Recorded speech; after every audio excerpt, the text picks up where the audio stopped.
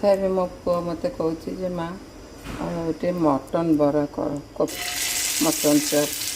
मुझे यार रेसिपीटा छाड़नी केत कले छाड़देवी यहाँ बहुत टेस्टी मटन चप एने से कहला मुझे बाध्यता कली इच्छा नाला करने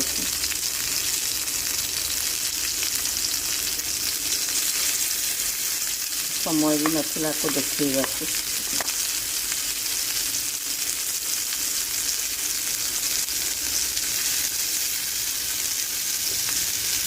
बहुत टेस्टी